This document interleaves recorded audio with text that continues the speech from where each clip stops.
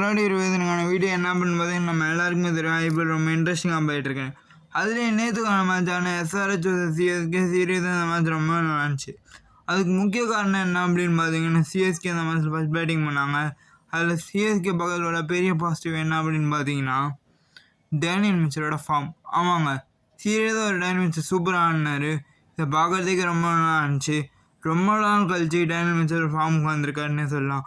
இதுக்காக தான் CSK ஃபேன்ஸும் CSK பிளேயர்ஸும் CSK மேனேஜ்மெண்ட்டும் ரொம்ப நாளாக வெயிட் பண்ணிகிட்டு இருந்தாங்க. அது நடந்துச்சுன்னு சொல்லலாம். அது மட்டும் இல்லாமல் சிஎஸ்கேக்கு ரொம்பவே ஒரு சந்தோஷமான விஷயங்க. ஏன்னா ஒரு மிடில் ஆர்டர் என்னடா டேனியல் மிச்சர் இப்படி ஆடுறாரு என்னடா பண்ணுறது அப்படின்னு யோசிச்சுட்டு இருக்க டைமில் சீரியஸாக நல்லாவே ஆடினான்னு சொல்லலாம். ஒரு ப்ராப்பர் கிரிக்கெட்டிங் ஷாட்ஸ் ஆடி 50 அடித்தார். இது நான் ரொம்ப ஹாப்பியாக ஃபீல் பண்ணுறேன்.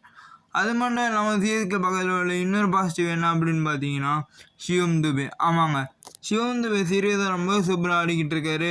இதை பார்க்குறதுக்கு எனக்கு ரொம்ப ஹாப்பியாக இருக்குது. ஏன்னா ரொம்ப ப்ராப்பராக ஆடுறாரு. அவரோட அந்த கன்சிஸ்டன்சியை கரெக்டாக காமிக்கிறாரு. இது ரொம்பவுமே ஒரு நல்ல விஷயம். ஏன் சிவம் துபேக்கு ஒரு T20 வேர்ல்டு கப்லேயே ஒரு நல்ல சான்ஸ் இருக்குன்னே சொல்லலாம். முக்கியமாக கேப்டன் ருத்ராஜ் கேக்வாட் சீரியஸாக ரொம்ப நல்லா ஆடினார். ப்ராப்பர் கிரிக்கெட்டிங் ஷாட்ஸு கிரவுண்டாக ஆடினார். நல்ல கேம் எடுத்துகிட்டு போனார். 98 அவுட் ஆகிட்டார். இருந்தாலும் செம்ம நாக்குன்னு நம்ம சொல்லி ஆகணும். போன மேட்சும் அவர் ஒரு 100 அடித்தார். ஸோ ரொம்ப சூப்பராக ஆடிக்கிட்டு இருக்கார் ருத்ராஜ் கேக்வாட்.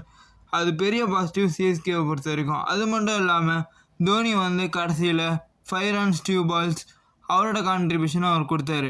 மொத்தமாக எஸ்ஆர்ஹெச் அடிக்க வேண்டிய டார்கெட் எவ்வளோ அப்படின்னு பார்த்தீங்கன்னா 213.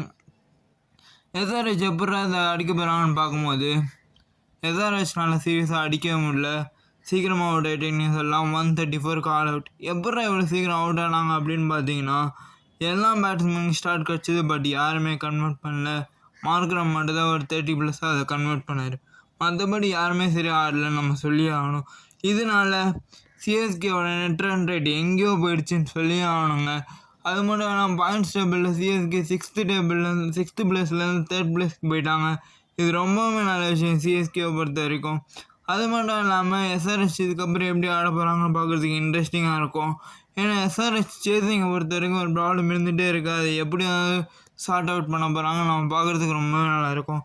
எனிவே இந்த மேட்ச்சில் சிஎஸ்கே ரொம்ப கம்ஃபர்டபுளாக வின் பண்ணிட்டாங்க. இதை பற்றி உங்கள் கருத்து என்னவோ கீழே கமெண்ட் பாக்ஸில் கமெண்ட் பண்ணுங்கள். இந்த வீடியோ பிடிச்சிருந்தா லைக் பண்ணுங்கள், ஷேர் பண்ணுங்கள்.